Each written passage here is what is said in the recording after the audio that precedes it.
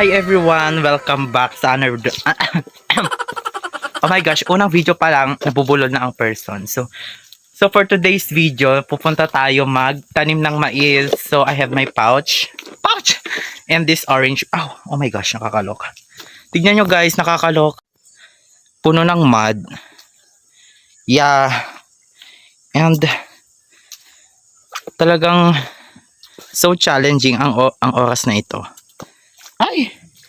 Oh my gosh. Oh. My feet. Parang hindi na siya sanay saan. Hindi na sanay. Yeah, medyo hindi na sanay yung paa ko sa ganito kasi maraming bato. Masakit sa My gosh. Parang ng baboy. Dati sanay ako dito pero sa paglipas ng panahon parang hindi na ako nasasanay. Yeah, sa mga nagtatanong dyan kung bakit palagi akong naglalakad papuntang school. Kasi naman, sanay na akong maglakad, ganyan. Mas masahol pa yung nilalakad namin. So, pwede ko na bang i-replace si Cara David? Cara David? Yes, pwede ko na siyang i-replace. So, gagawa tayo ng documentary. So, mga kapuso, andito tayo ngayon sa Gataran para tignan kung gaano kahirap ang buhay dito. Kahirap. Yes.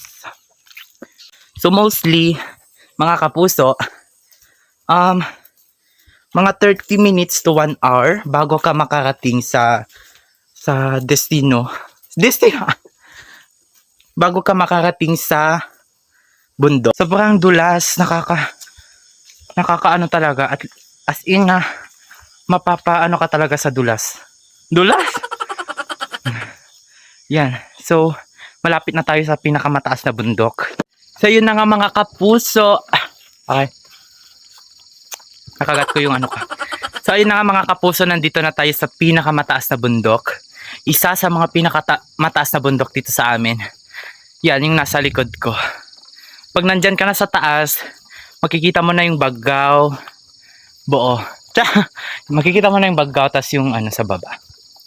So, yun lang. Hinihingal na talaga ako, guys. Init. So, ayun guys, nandito na tayo sa taas ng bundok.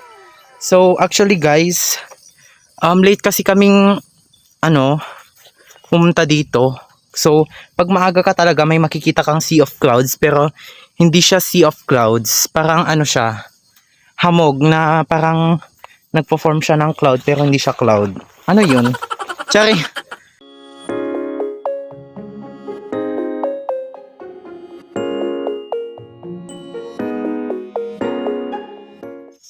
So ayun na mga kapuso, medyo malapit na kami, mga 300,000 meters pa. Charis.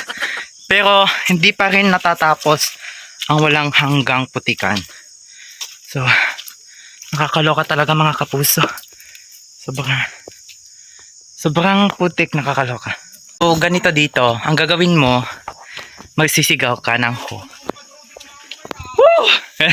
So ayun guys, nag-start na kaming magtanim ng mais dito sa bundok kasi naman it's time to tanim na. So ayun, bawal muna ang bardagulan, mamaya muna ang bardagulan. At syempre guys, hindi naman mawawala ang ating mga pampaganda kasi naman kahit pupunta ka dito sa bundok, kailangan fresh ka pa rin, di ba? Para naman maakit mo yung mga lamok. Charing. So tingnan nyo guys yung ko. Yung paa ko guys. Ay! Yung paa ko lang kasi sobrang putik talaga, nakakaloka. So ganyan na yan, maghapon na ganyan. Pero okay lang, at least may pera, di ba? So yun. So ang ginagawa ko today, nagluluto ako ng kanin. So bago kami magtanim, magluluto muna ako ng kanin para afterwards, yung ulam naman ang lulutuhin namin. Hi guys! Ngayon, nagluluto tayo ng ulam. Ulam. Ng kanin. Yan. So, ganito magluto ang isang diyosa. Check mo kung luto na. Ganyan. May tanlet, taman. So, okay na guys. Okay na siya.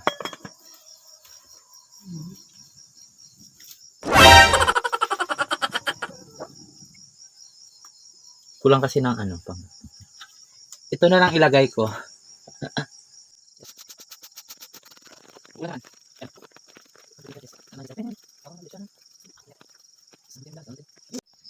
Ay mga kapuso. Kapuso! So, yung ulam namin today is yung cassava or tinatawag nilang kahoy. Tapos may mushroom. Saka matagal akong hindi nakakatikim ng mushroom. Matagal na. So, lagyan natin ng dahon ng sili. Masarap yun, nak. Sarap. Ay, dahon ng ampalaya kasi masarap yun. My gosh, nakakaloko. Medyo matatagalan na naman akong makakapunta dito because, you know. So, hi guys. Ito yung pagkain namin today. Cassava with dahon ng ampalaya tapos sardinas. So, masarap to guys.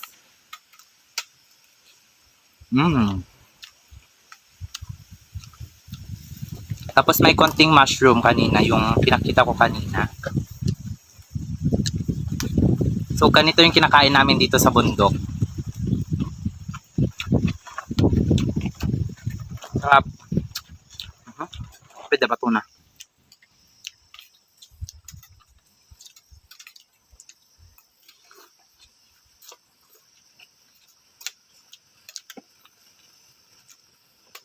So, ito yung cassava. Yan siya, guys. So, guys, luya. Masarap din to, guys. Kinakain namin ng yung ganito yung niya, texture niya, ganito yung kinakain namin. Na hilaw. Hilaw siya, guys. So, with dahon pa. Para may souvenir naman. Tapos, isawsaw mo to sa bagoong. Then, you can bite it na. Isawsaw mo to sa bagoong, then kainin mo. So, ayoko nang isawsaw sa bagoong. Kainin mo na lang siya ganyan. Then, you can bite some.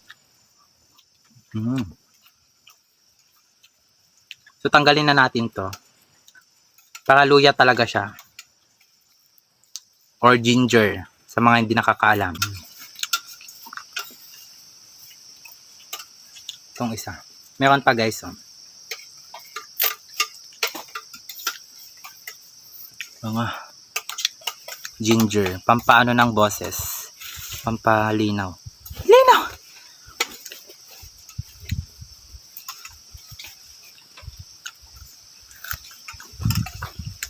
Also guys, may nakita ako.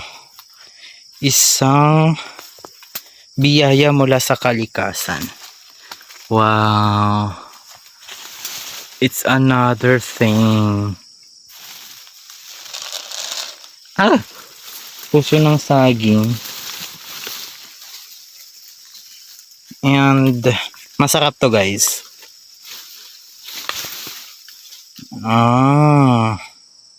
Sarap to. So marami pa dun guys, nakakaloka. Dun sila Ayun. Kukunin ko mamaya. If you wanna do... So, hindi pa tapos ang pagtatanim namin. And may pagkain na naman. May tutot. So, may hapunan na naman ako guys. So, hindi ako nagwaldas ng pera. So, this is free from nature. Di ba? Loka. So, wala pang eras. Isa pa lang. Kaya, we can take a rest, di ba? But don't quit. And after namin nagtanim guys ay umuwi na kami kasi gabi na naman and malayo pa ang aming uuwian. So ayun guys, babalik na naman tayo sa mga putikan na daan. So bye guys!